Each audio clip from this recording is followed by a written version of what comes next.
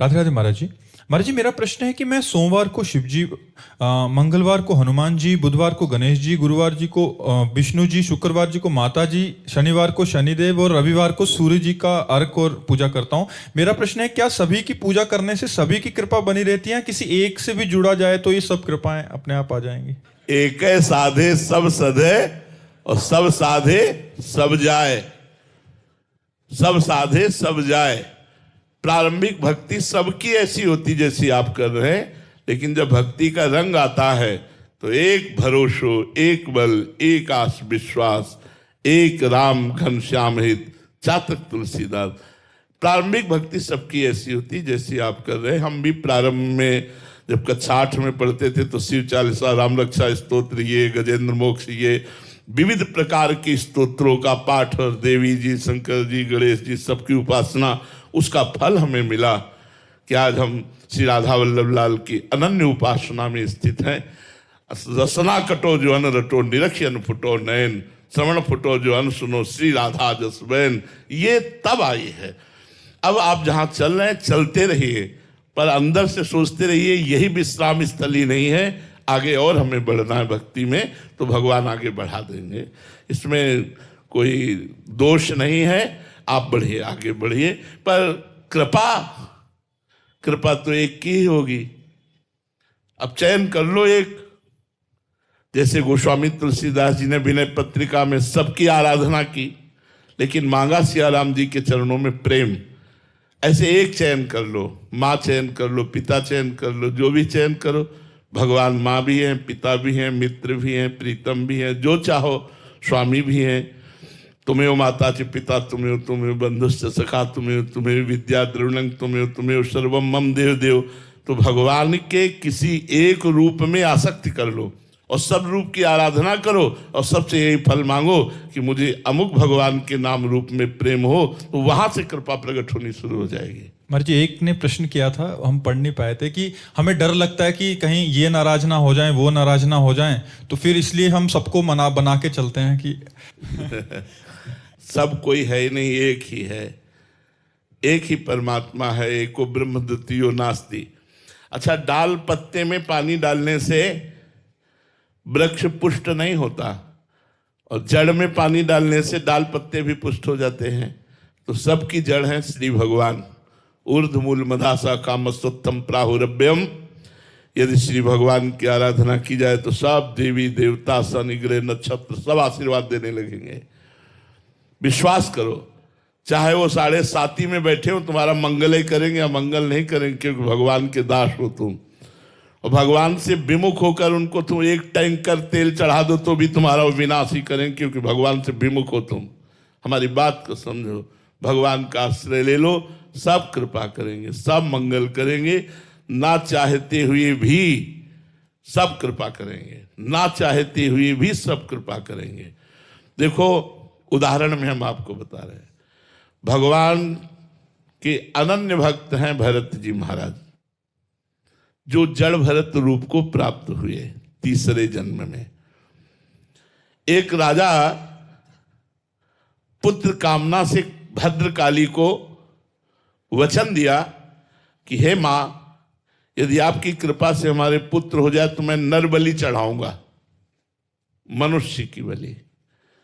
पुत्र हो गया। एक आदमी वो पकड़ के लाए, दस्यु थे वो लोग, तो चोर थे, हिंसक थे। अब वो आदमी समझ नहीं पाया मुझे क्यों पकड़ के लाए।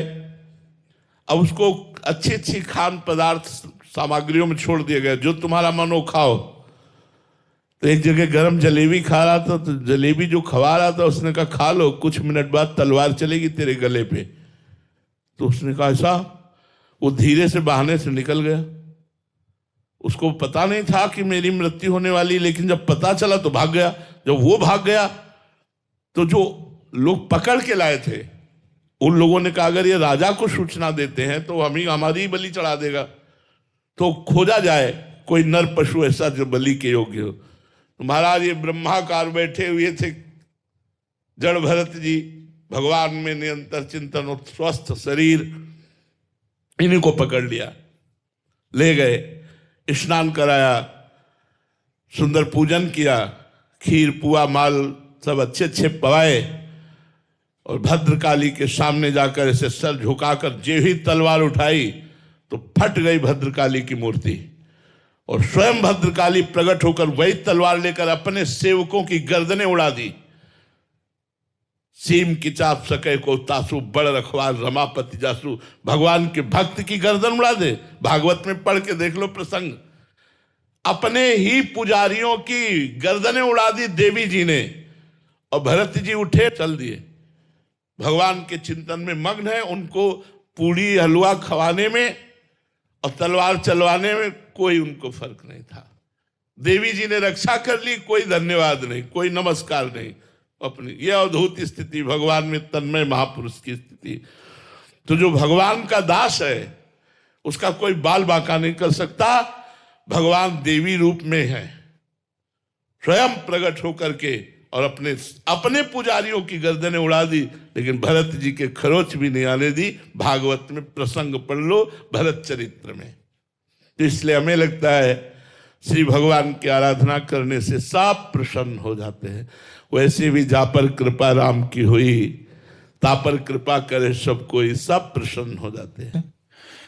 महाराज जी, सही समय कब होता है? सब कहते हैं जब सही समय आएगा तब सब ठीक हो जाएगा, लेकिन हमें कैसे पता चलेगा कि अब सही समय आने वाला? हमारा तो हर समय सही है।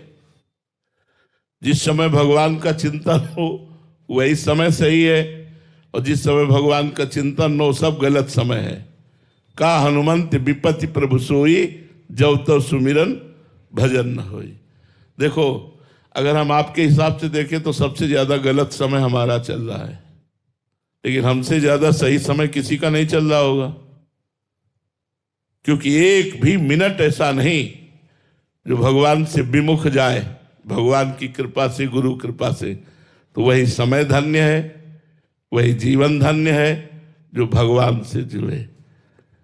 गलत प्रारब्ध का भोग आया है, लेकिन भगवान के चरणों के आश्रय होने के कारण वो हमें परास्त नहीं कर पा रहा, हमें गिरा नहीं पा रहा, हमें वो निराश नहीं कर पा रहा। हर समय एक आनंद, एक अद्भुत आनंद बना रहता है। इसलिए भाई, हम तो सही समय वही समझते हैं जिसमें भगवान का चिंतन हो, और गलत समय उसी को समझते हैं जब भगवान को भूल गए।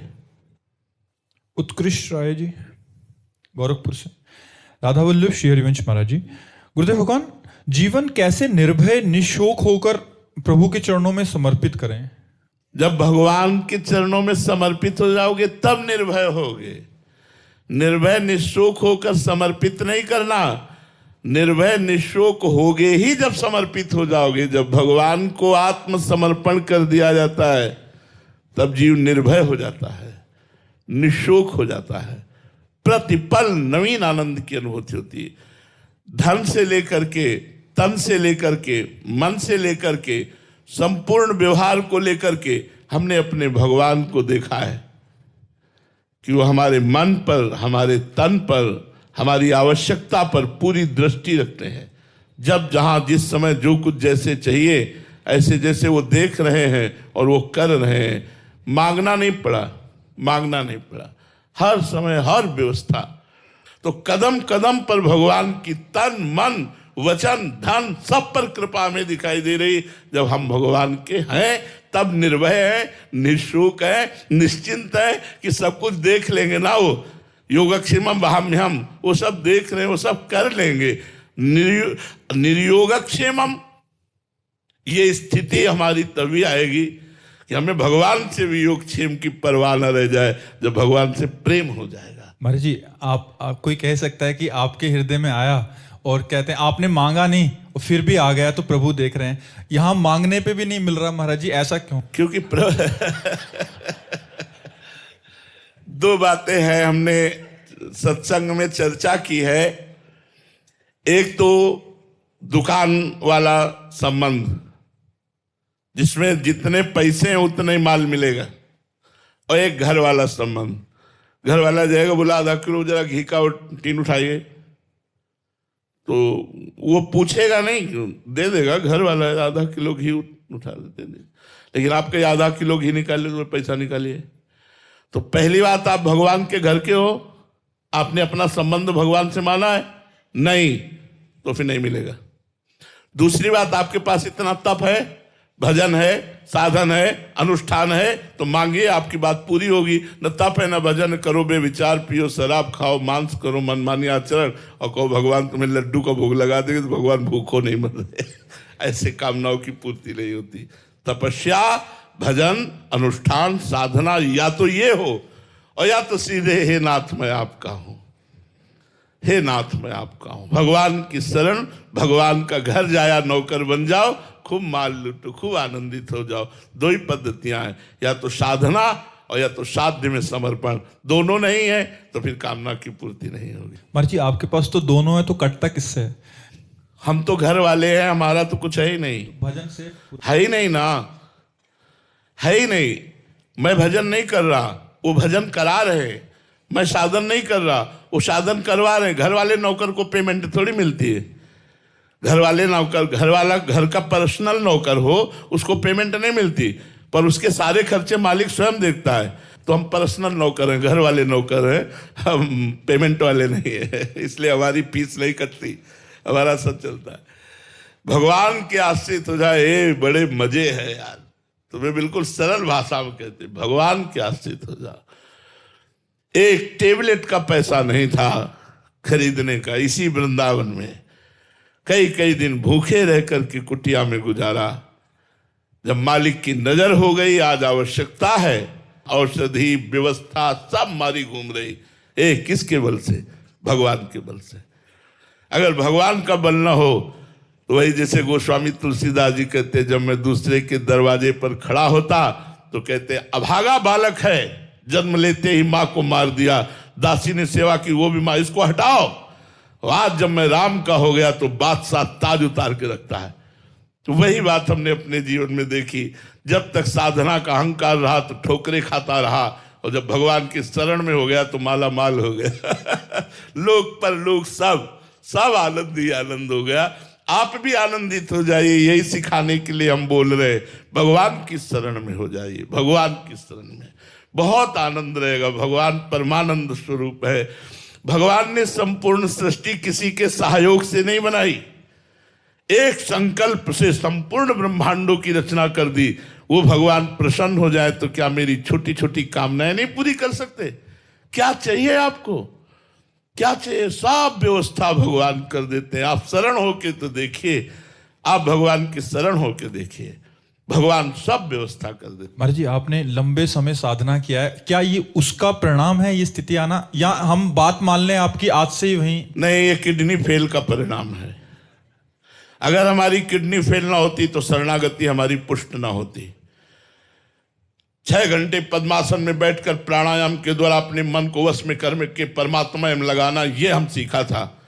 भगवान बड़े कृपालु हैं, कृपा करेंगे, मेरा कल्याण कर देंगे। कहीं एक भी रेखा नहीं थी, केवल साधना पक्ष पर जोर था। मेरे बाल ब्रह्मचारी, कहीं भी मेरी त्रुटि नहीं होनी चाहिए। ये साधन, ये साधन, ये साधन, कृपा शब्द था ही नहीं।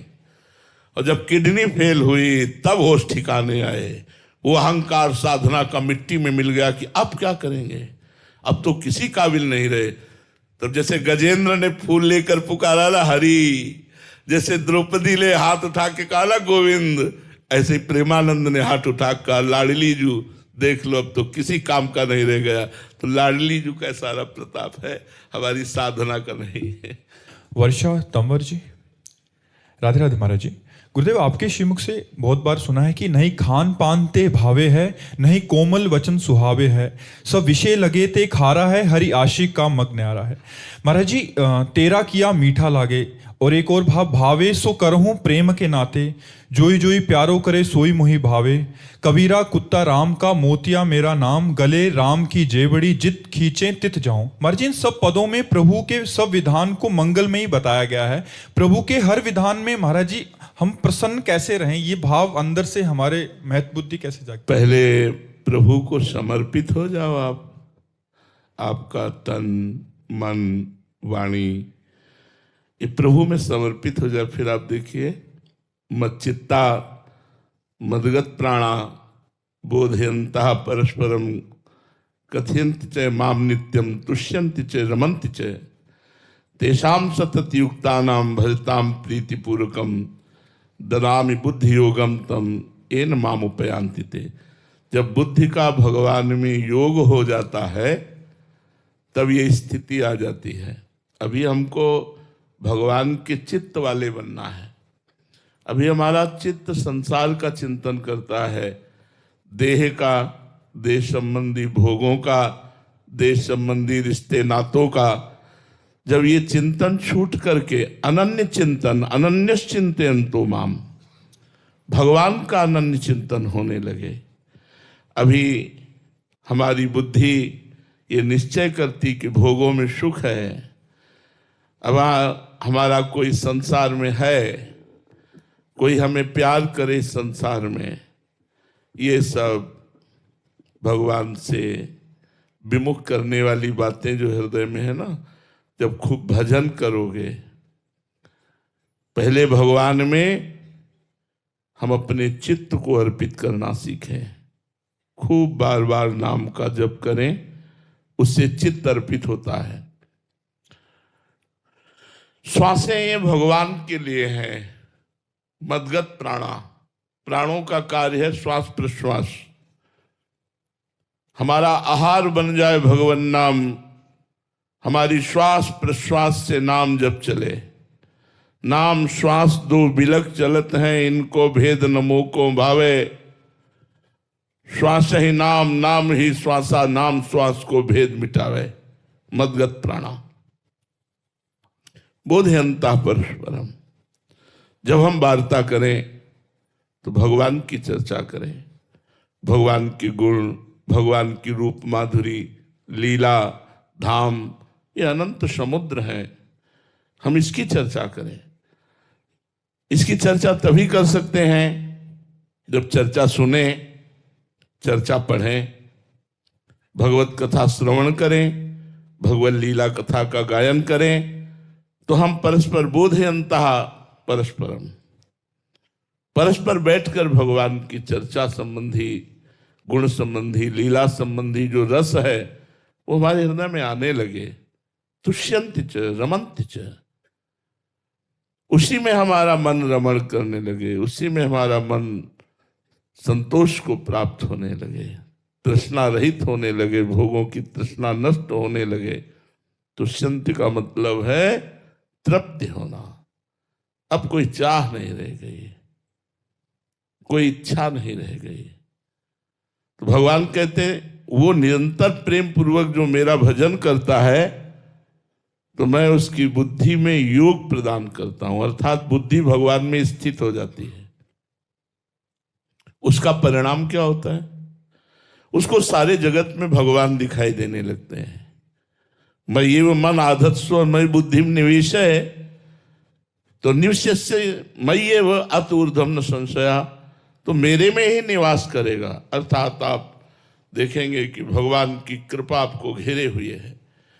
हर क्षण भगवान की कृपा, चाहे वो भीषण रूप हो, चाहे मृदु रूप हो, चाहे विपत्ति रूप हो या संपत्ति रूप, वो कृपा ही है, वो मंगल विधान है मेरे प्रभु का। यह आप अनुभव करेंगे, तब अनुभव करेंगे जब आपकी बुद्धि और मन भगवान में स्थित हो जाएगा। इसके लिए भजन करो, भगवान की लीला कथा सुनो, भगवान की लीला कथा भरे पदों को गायन करो, भगवान के भक्तों के चरित्र पढ़ो, भगवान के भक्तों से प्रेम करो, तो तुम्हारा देहाभिमान भगवान में समर्पित हो जाए। बस यहीं से दिव्यता प्रारंभ होती है। जब तक देहाभिमान रहता है तब तक भागवतिक अनुभव नहीं होता। पार्थिव अनुभव होने लगेंगे, इच्छाओं की पूर्ति होने लगेगी, लोक सम्मान मिलने लगेगा, लेकिन आध्यात्मिक दिव्यता का अनुभव तभी होगा जब देहाभिमान श्री भगवान में अर्पित हो जाए। शरीर स्वस्थ हो या अस्वस्थ, सामने प्रतिकूलता हो या अनुकूलता, कोई निंदा करे या स्तुति, अपमान दे या मान, सब में समान भाव रखकर परमात्मा चिंतन में तन्मय महापुरुष वो बोल सकता है तेरा किया मीठा लागे। वो बोल सकता है जोई जोई प्यारो करे सोई मोहि भावे। वो बोल सकता है कबीरा कुत्ता राम का। ऐसे नहीं बोल सकता, ऐसे बोलना खेल नहीं है। भगवान के हो गए तब कितने बड़े महापुरुष हैं, कैसे बोल रहे हैं। कबीरा कुत्ता राम का, कहाँ गया देहाभिमान, गलित हो गया, भगवान के चरणों में अर्पित हो गया। ये बड़ी ऊंची बात है, बहुत ऊंची बात है। भगवान का हर विधान मंगलमय, हर विधान अनुकूल ही दिखाई दे, ये तो बहुत बड़ी शरणागति है, बहुत बड़ा समर्पण है।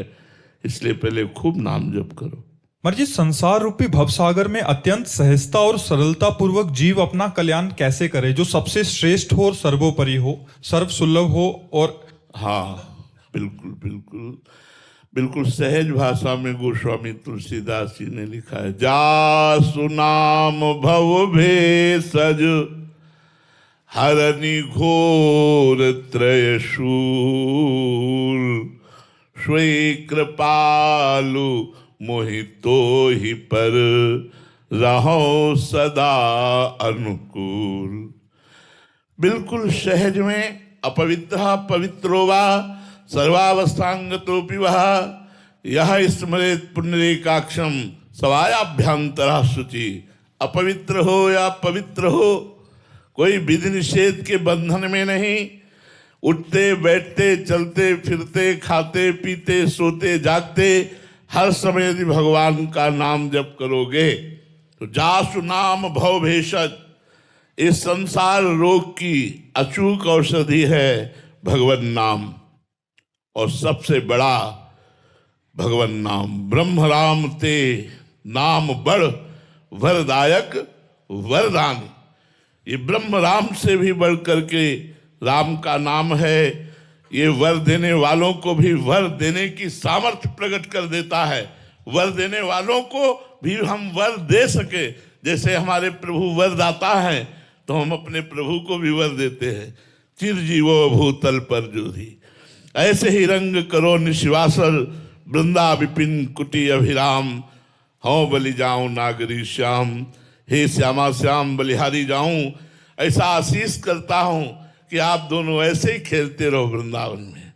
लाडली जो थारो अविचल रहो जो सुहाग, प्यारी जो आपका सुहाग अचल हो। किसके बल पर? नाम के बल पर।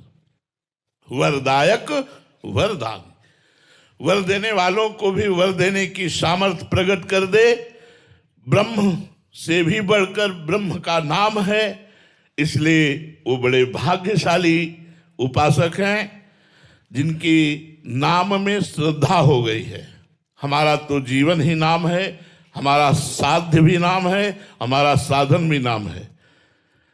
हमारे हृदय में नाम के सिवा और कोई महत्व नहीं है, न लोक का, न परलोक का, न साधन का, न साध्य का। नाम ही साधन है, नाम ही साध्य है।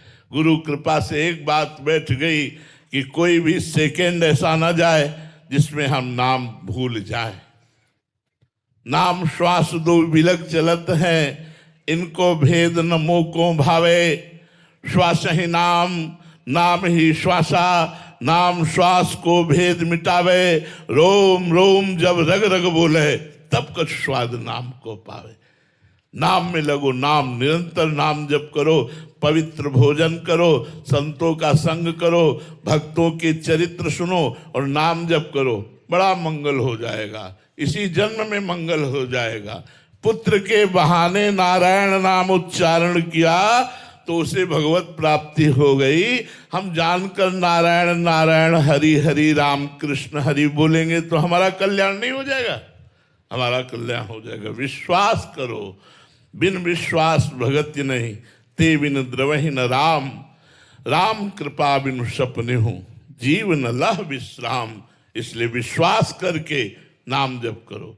हित ध्रुव जो विश्वास है तब ही सुधरे बात, ना तरु माया पंथ में फिरे जो टक्कर खात। अगर विश्वास करके नाम जप करो तो सारे विघ्नों का नाश करके, पापों का नाश करके, पाप प्रवृत्ति का नाश करके, हृदय को निर्मल करके भगवदानंद से भर दे, वो है भगवान का नाम। संपूर्ण ज्ञान भूत भविष्य वर्तमान का त्रिकालज्ञ बना दे नाम। ऐसा ज्ञान जो राम राम नहीं कह पाते थे, मरा मरा बोले और इतना बड़ा इतिहास रख दिया भगवान का, परम पावन चैत्र रच दिया कि आज हमारे जीवन के कल्याण के लिए पर्याप्त है। जो स्वयं नाम जपना जिनको नहीं आता था, वो उन नामी के पावन गुप्त चरित्रों का भी ऐसा वर्णन किया कि गान करने मात्र से जीव का उद्धार हो जाए। इसलिए विश्वास करके सबसे सरल और सबसे महान भगवान के नाम का निरंतर जप करना, बस इससे बड़ी कोई साधना नहीं है। सविता बिष्ट जी दिल्ली से। श्री हरिवंश गुरु जी, महाराज जी, साधक अपने मन के विकारों और अस्थिरता के बीच स्थिर भक्ति कैसे स्थापित करे कि परिस्थितियां बदलें या ना बदलें, उसका भगवान से संबंध अड़िग बना रहे? इसके लिए विवेक की जरूरत है, और बिन सत्संग विवेक ना होई, बिना सत्संग के विवेक नहीं होता, और सच्चे संतों का संग बिना भगवान की कृपा के नहीं होता। राम कृपा बिनु सुलभ न सोई, बिन सत्संग विवेक न होई। विवेक वही जो सार और असार का निर्णय कर पावे। सार उमा कहो मैं अनुभव अपना, सत हरि भजन जगत सब सपना। सार है भजन, असार है संसार। अशाश्वतम, नाशवान है। दुखालयम, दुख देने वाला है। दुख योनया, इसी से दुख प्रकट होता है। इसलिए यदि हमारे अंदर विवेक का जागरण हो जाए तो निंदा स्तुति में समान, मान अपमान में समान, सुख दुख में समान, लाभ हानि में समान समता को प्राप्त करा दे, वही विवेक विवेक है। तो विवेक की उत्पत्ति के लिए प्रयास करो। संतों की चरण रज, संतों के वचनामृत, संतों की कृपा मनाओ, जिससे विवेक प्रकट हो जाए।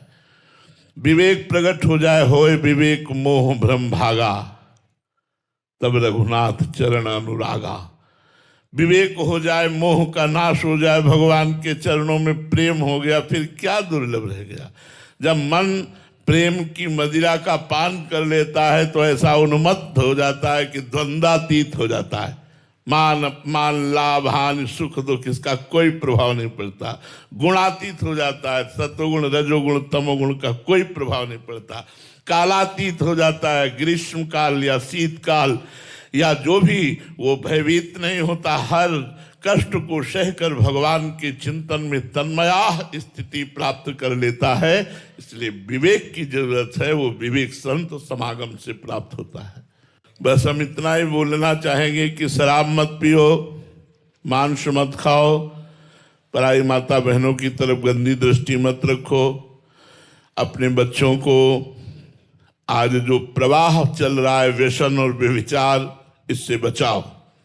माता पिता, टीचर, गुरुदेव, संतजन सब मिलकर के हमारे विश्व को पावन करने वाले जो महात्माओं के आध्यात्मिक वचन हैं, उनको सुनाओ। ब्रह्मचर्य पर ध्यान दिया जाए, आहार शुद्धि पर ध्यान दिया जाए, विनय पर ध्यान दिया जाए। विद्या पढ़ करके उद्दंड हो रहे हैं बच्चे। विद्या विनयम ददाती, विद्या विनयवान होता है। जिसके अंदर विद्या होती वो सरल, सहज, कपट रहित, विवेकशील और विनयी होता है। आज क्रूर, हिंसात्मक वृत्ति बढ़ रही है। अगर हमारे समाज को अध्यात्म नहीं मिलेगा तो खोखला हो जाएगा समाज। अगर हमारे समाज को अध्यात्म न मिला संतों की कृपा से, तो देख लेना पापाचार बढ़कर ऐसी चरम सीमा में आ जाएगा। मदिरा के नशे में उन्मत्त धूर्त वो मनमानी आचरण करेगा।